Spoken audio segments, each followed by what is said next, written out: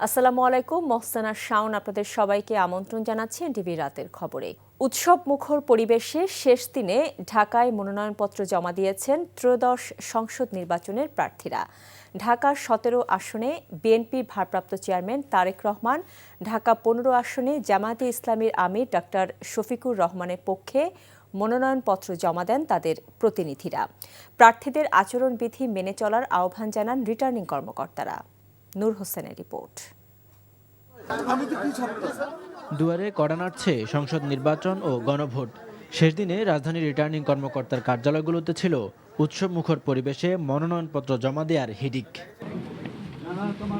ঢাকা ১৭ আসনে বিএনপির ভারপ্রাপ্ত চেয়ারম্যান তারেক রহমানের পক্ষে মনোনয়নপত্র জমা দেন তার প্রধান নির্বাচনী সমন্বয়ক। এই নির্বাচনী এলাকা থেকে বিপুল ভোটে, জনগণের ভোটে তিনি দল মত নির্বিশেষে সকলের ভোটে তিনি নির্বাচিত হয়ে আগামী দিনে বাংলাদেশের প্রধানমন্ত্রী হিসাবে দায়িত্ব পালন করে দেশের আজকে যে ক্রাইসিস, দেশ যে একটা সংকটের মধ্যে পড়ে আছে, এই সংকট থেকে উত্তরণ ঘটানোতে উনি সচেষ্ট হবেন। নির্বাচন কমিশনের ইটিআই ভবনে রিটার্নিং কর্মকর্তার কার্যালয়ে ঢাকা ১৫ আসন থেকে জামায়াতে ইসলামীর আমির ডাক্তার শফিকুর রহমানের পক্ষে মনোনয়নপত্র জমা দেন তার প্রতিনিধি দল। যেহেতু নির্বাচনের শিডিউল ঘোষণা হয়েছে, আমরা নমিনেশন পেপার সাবমিট করেছি, আর সামনে আমাদের হাতে সময় আছে, সব মিলে ৪২-৪৩ দিনের মতো সময় আছে। এই সময়ের মধ্যে যাতে একটি সুষ্ঠু সুন্দর নির্বাচন অনুষ্ঠানের জন্য সম্ভাব্য সর্বোত্তম পদক্ষেপগুলো গ্রহণ করেন সরকার এবং নির্বাচন কমিশন, আমরা সে আহ্বান জানাচ্ছি। ঢাকা ১১ আসন থেকে মনোনয়নপত্র জমা দিয়েছেন এনসিপির আহ্বায়ক নাহিদ ইসলাম। ঢাকা ১৪ আসন থেকে জামাত মনোনীত প্রার্থী ব্যারিস্টার আরমান, ঢাকা ১২ আসন থেকে সাইফুল আলম খান মিলন, ঢাকা ৪ আসন থেকে বিএনপির প্রার্থী তানভীর আহমেদ রবিন, ঢাকা ৯ আসন থেকে হাবিবুর রশিদ হাবিব, ঢাকা ৮ থেকে জাতীয় নাগরিক পার্টির নাসিরউদ্দিন পাটোয়ারি সহ প্রার্থীরা মনোনয়নপত্র জমা দেন। আমাদের প্রতিযোগিতা হবে কে কত বেশি মানুষকে সেবা দিতে পারে, কে কত বেশি আমাদের যাদের আমরা প্রতিনিধিত্ব করছি তাদের সমস্যার একটি সৃজনশীল সমাধান দিতে পারি। এলাকার যত সমস্যা আছে সেই সমস্যাগুলি এলাকার মানুষকে সামনে নিয়ে তাদেরকে পাশে নিয়ে তাদের মতামতের ভিত্তিতে আমরা এই সমস্যাগুলি সমাধানে কাজ করে যাব। নির্বাচন ঘিরে নিরাপত্তা ঝুঁকি নেই বলে জানিয়েছেন রিটার্নিং কর্মকর্তা। সবাইকে আচরণবিধি মেনে চলার আহ্বান তার। আপনারা জানেন যে প্রত্যেকটা আসনের জন্য আমরা 2 জন করে এক্সিকিউটিভ ম্যাজিস্ট্রেট দেওয়া আছে এবং ইলেকটোরাল ইনকোয়ারি কমিটির যারা আছেন, একজন যুগ্ম জেলা জজের নেতৃত্বে ইনকোয়ারি কমিটি আছে, ইলেকটোরাল ইনকোয়ারি কমিটি, তারাও মাঠে কাজ করছেন। আমরা যদি এমন কিছু পাই অবশ্যই তাদের এবং যদি আমাদের কনফিউশন থাকে আমরা ইলেকটোরাল ইনকোয়ারি কমিটির দোষে রেফার করতে পারব। ৪ জানুয়ারি শেষ হবে মনোনয়নপত্র যাচাই বাছাই। নূর হোসেন, এনটিভি নিউজ, ঢাকা। শেষ দিনে ঢাকার বাইরেও ছিল মনোনয়নপত্র জমার হিড়িক। মনোনয়নপত্র জমা দিয়েছেন বিএনপি চেয়ারপারসন বেগম খালেদা জিয়া, ভারপ্রাপ্ত চেয়ারম্যান তারেক রহমান, মির্জা ফখরুল ইসলাম আলমগীর। এছাড়াও জামায়াতের সেক্রেটারি জেনারেল মিয়া গোলাম পরোয়ার, নায়েবে আমির সৈয়দ আবদুল্লাহ মোহাম্মদ তাহের, এনসিপির আক্তার হোসেন, হাসনাত আবদুল্লাহ, জাতীয় পার্টির জিএম কাদের মনোনয়নপত্র জমা দিয়েছেন। মনোনয়নপত্র জমা দিয়েছেন স্বতন্ত্র প্রার্থীরাও। ওয়ালিউল্লাহ অলির ডেস্ক রিপোর্ট। বগুড়া ৭ আসনে বিএনপি চেয়ারপারসন বেগম খালেদা জিয়ার পক্ষে মনোনয়নপত্র দাখিল করেছেন চেয়ারপারসনের উপদেষ্টা হেলালুজ্জামান তালুকদার লালু। আর বগুড়া ৬ আসনে বিএনপির ভারপ্রাপ্ত চেয়ারম্যান তারেক রহমানের পক্ষে জেলা বিএনপির সভাপতি রেজাউল করিম বাদশা রিটার্নিং কর্মকর্তার কাছে মনোনয়নপত্র জমা দেন। ফেনী ১ আসনে বিএনপি চেয়ারপারসন বেগম খালেদা জিয়ার পক্ষে মনোনয়নপত্র জমা দেন ঢাকা মহানগর দক্ষিণ বিএনপির আহ্বায়ক রফিকুল ইসলাম মজনু। অপরদিকে জামায়াতের প্রার্থী অ্যাডভোকেট কামাল উদ্দিনও এই আসনে মনোনয়নপত্র জমা দিয়েছেন। ফেনী ৩ আসনে বিএনপির প্রার্থী আব্দুল আওয়াল মিন্টু এবং জামায়াতের প্রার্থী ফখরুদ্দিন মানিকও মনোনয়নপত্র জমা দিয়েছেন।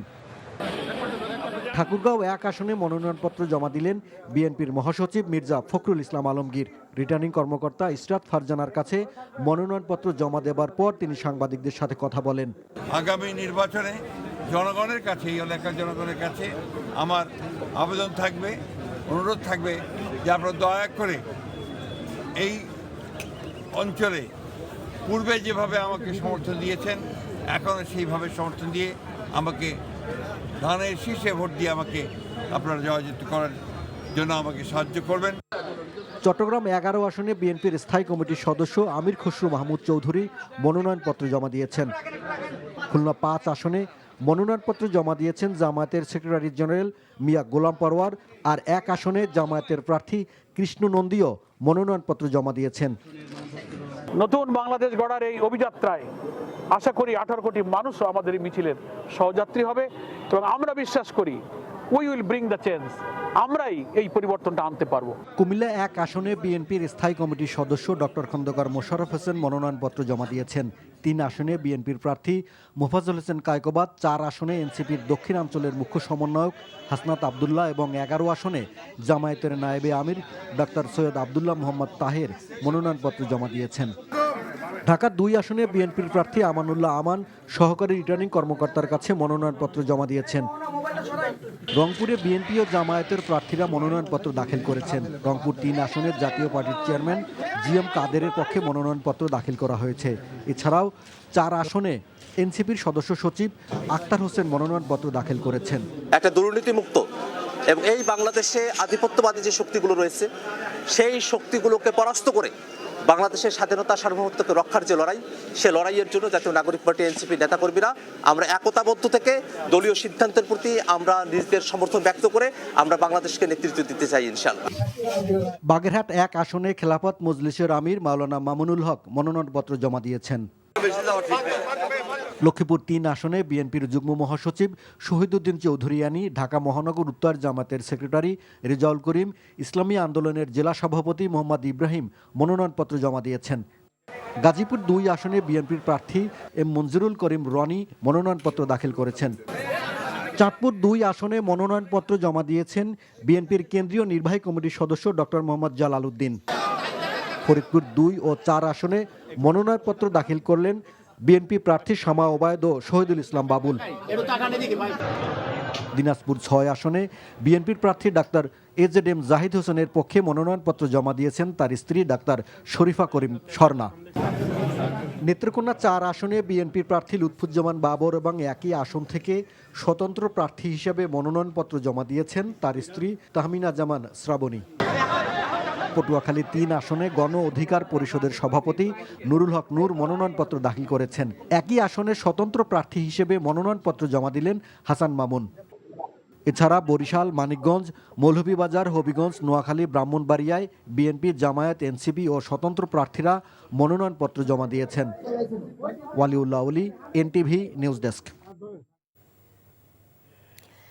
দেশের নতুন রূপরেখা ও জাতি গঠনে প্রতিটি নাগরিককে যার যার অবস্থান থেকে ছোট ছোট কাজের মাধ্যমে দেশ গড়ার আহ্বান জানিয়েছেন বিএনপির ভারপ্রাপ্ত চেয়ারম্যান তারেক রহমান। প্রায় 2 দশক পর নয়াপল্টনে দলের কেন্দ্রীয় কার্যালয়ে গিয়ে এসব কথা বলেন তিনি। ভারপ্রাপ্ত চেয়ারম্যানের আগমন ঘিরে নয়াপল্টনে আসা নেতাকর্মীদের মধ্যে ব্যাপক উচ্ছ্বাস দেখা যায়। আরাফাত ইসলামের রিপোর্ট।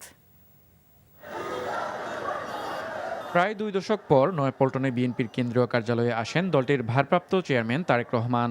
তাই প্রধান ফটক দিয়ে কার্যালয়ে প্রবেশ করে নেতাকর্মীদের সামনে আসতেই স্লোগানে স্লোগানে মুখরিত হয়ে ওঠে চারপাশ।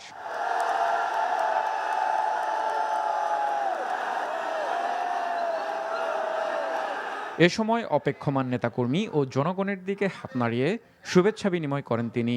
পরে সবার উদ্দেশ্যে সংক্ষিপ্ত দিক নির্দেশনামূলক বক্তব্য রাখেন তারেক রহমান।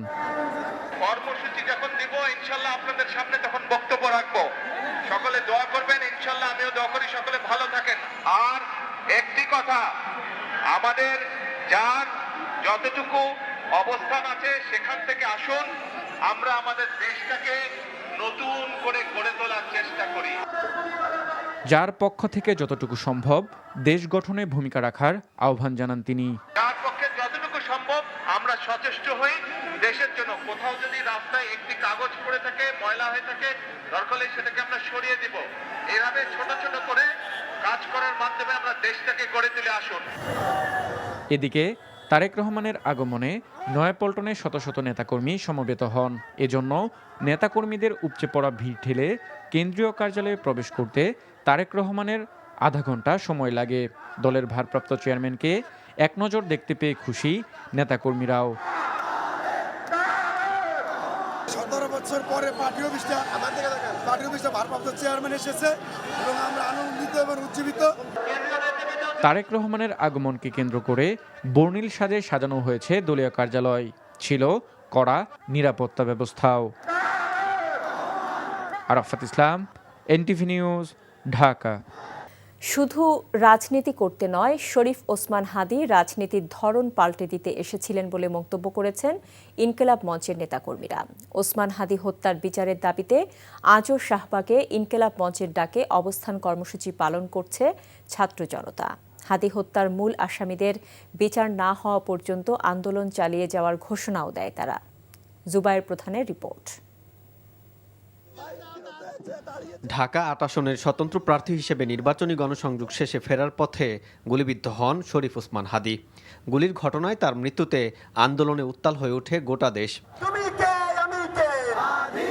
দ্বিতীয় দফায় গত শুক্রবার জুমার নামাজের পর শুরু হওয়া আন্দোলন এখনো চলমান। আমি আসছি একমাত্র হাদী ভাইয়ের হত্যার বিচারের জন্য। আমার ফ্যামিলি আসছে, আমার বাচ্চা আসছে। এখানে অবস্থান করা একটাই আশায় যেন খুব দ্রুত এর একটা সুষ্ঠু বিচার হয়। যারা এই দায়িত্বে আছে তাদের অবহেলার কারণে বিচার হচ্ছে না, তারা এই জিনিসটাকে ঠিকমতো গুরুত্ব দিচ্ছে না। শিশু থেকে প্রবীণ তীব্র শীত উপেক্ষা করে হাদী হত্যার বিচার চাইতে সর্বস্তরের জনতা উপস্থিত হন শাহবাগে। বিচার না হওয়া পর্যন্ত আন্দোলন চালিয়ে যাওয়ার ঘোষণা ছাত্র জনতার। কালকে ওনারা বলছে মেঘালয় অ্যারেস্ট হয়েছে, পরে যেটা ইন্ডিয়ান গভর্নমেন্ট ডিরেক্ট না করছে যে না অ্যারেস্ট হয় নাই। আমরা একদম সরাসরি যার উদ্যোগে এই খুনগুলা হয়েছে তার বিচার চাই আমরা। ইনকিলাব মঞ্চের সদস্য সচিব আব্দুল্লাহ আল জাবের বলেন, হাদীর নাম বা ইমেজকে ব্যবহার করে কাউকে নির্বাচন করতে দেবে না ইনকিলাব মঞ্চ। হত্যার বিচার প্রক্রিয়া শুরু হলে যারা ওসমান হাদীর বিরোধিতা করত তাদের নাম প্রকাশ করা হবে বলে জানান ইনকিলাব মঞ্চের সদস্য সচিব। শহীদ ওসমান হাদী রাজনীতি করতে আসেন নাই, তিনি বাংলাদেশের রাজনীতি আগামী দিনে কেমন হবে সেটা বিনির্মাণ করতে আসছিলেন। এই ইনকিলাব মঞ্চ আগামী দিনে বাংলাদেশের রাজনীতি কেমন হবে তার রূপরেখা ঠিক করে দেবে ইনশাআল্লাহ।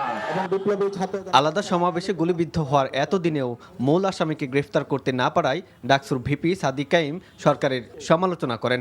দ্রুততম সময়ের মধ্যে বিচারের দাবি জানান তিনি।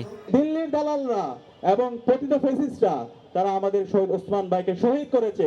আজকে শহীদ ওসমান ভাইয়ের গুলিবিদ্ধ হওয়ার আজকে 15 দিন হচ্ছে। আমাদের যে প্রত্যাশা ছিল, শহীদদের যে প্রত্যাশা ছিল, সে প্রত্যাশা আপনারা পূরণ করতে পারেননি, আপনারা ব্যর্থ হয়েছেন। বিপ্লবকে পূর্ণতা না দেওয়া পর্যন্ত আন্দোলন চালিয়ে যাওয়ার আহ্বান জানান ডাকসু ভিপি। জুবায়ের প্রধান, এনটিভি নিউজ, ঢাকা। অপরাধ করে কেউ যেন সীমান্ত দিয়ে পালাতে না পারে সে লক্ষ্যে কঠোর নজরদারির তাগিদ দিয়েছেন স্বরাষ্ট্র উপদেষ্টা জাহাঙ্গীর আলম চৌধুরী। সীমান্ত দিয়ে অস্ত্র পাচার হচ্ছে স্বীকার করে তিনি বলেন, পাচারকারীরা আটকও হচ্ছে। নির্বাচন বানচালে ফ্যাসিবাদদের দোসররা সক্রিয় থাকলেও শান্তিপূর্ণ নির্বাচন সম্ভব বলে প্রত্যাশা তার। উপদেষ্টা জানান ৩৫,০০০ বিজিবির সদস্য নির্বাচনের দায়িত্ব পালন করবে। নাহিদ প্রিন্সের রিপোর্ট। সীমান্তের অতন্দ্র প্রহরী হিসেবে বর্ডার গার্ড বাংলাদেশের কাঁধে এখন দ্বিমুখী দায়িত্ব। একদিকে দেশের সীমান্ত সুরক্ষা, অন্যদিকে অভ্যন্তরীণ আইন শৃঙ্খলা ও রাজনৈতিক স্থিতিশীলতা রক্ষায় নিয়মিত বাহিনীকে সহায়তা করা। পিলখানার শহীদ শাকিল আহমেদ হলে আয়োজিত বর্ণাঢ্য এই অনুষ্ঠানে বাহিনীর সাফল্য ও অর্জনের চিত্র তুলে ধরেন বিজিবির মহাপরিচালক। বীরত্বপূর্ণ ও সাহসী কাজের স্বীকৃতি হিসেবে এবছর ৭২ জন বিজিবি সদস্যকে পদক প্রদান করা হয়। অনুষ্ঠানে প্রধান অতিথির বক্তব্যে জাতীয় সংসদ নির্বাচনকে সামনে রেখে বিজিবিকে সর্বোচ্চ সতর্ক ও প্রস্তুত থাকার নির্দেশ দেন স্বরাষ্ট্র উপদেষ্টা। প্রায় ৩৫,০০০ সদস্য এই ইলেকশনের সময় নিয়োজিত থাকবে এবং যে ২-৪টা যে অস্ত্রতে ঢুকতেছে না তা না, এবং ঢুকতেছে এবং এগুলি কিন্তু ধরা হচ্ছে, কোনো রকমের কোথাও ছাড় দেওয়া হচ্ছে না। সাম্প্রতিক সময়ে অপরাধীরা যাতে সীমান্ত ব্যবহার করে পালিয়ে যেতে না পারে সে বিষয়ে বিজেপিকে আরও কঠোর হওয়ার নির্দেশও দেন তিনি। বাংলাদেশ থেকে কোনো অপরাধী সন্ত্রাসী সীমান্ত দিয়ে পলায়ন করতে না পারায় সেই বিষয়ে আপনাদের কঠোর সতর্কতা অবলম্বন করতে হবে। আগামী জাতীয় নির্বাচন প্রসঙ্গে বিজিবি মহাপরিচালক জানান, নির্বাচন সুষ্ঠু করতে বিজিবির সদস্যরা নিয়মিত প্রশিক্ষণের মধ্য দিয়ে যাচ্ছেন। নির্বাচনী দায়িত্ব সর্বোচ্চ আন্তরিকতা ও দক্ষতার সাথে পালনে আমরা বদ্ধপরিকর। Nahid Prince, NTV news, Dhaka. চাঁদাবাজি ও সন্ত্রাসের বিরুদ্ধে কারওয়ান বাজার ব্যবসায়ীদের আয়োজিত মানববন্ধনে হামলার অভিযোগ পাওয়া গেছে। সকালে কারওয়ান বাজারে চাঁদাবাজির বিরুদ্ধে মানববন্ধন করে ব্যবসায়ীরা। স্থানীয়রা জানায়, কারওয়ান বাজার কিচেন মার্কেটের সামনে চাঁদাবাজির বিরুদ্ধে মানববন্ধন করে ব্যবসায়ীরা। এ সময় চাঁদাবাজিতে অতিষ্ঠ হওয়ায় তাদের বিরুদ্ধে প্রতিরোধ গড়ে তোলার আহ্বান জানানো হয়। এ সময় বহিরাগতরা তাদের উপর লাঠিসোঁটা নিয়ে হামলা চালায় বলে অভিযোগ করে ব্যবসায়ীরা। তারা জানায়, আওয়ামী লীগের সময়ও তারা চাঁদাবাজির শিকার হয়েছে। 5 আগস্টের পর চাঁদাবাজির পরিমাণ আরও বেড়েছে।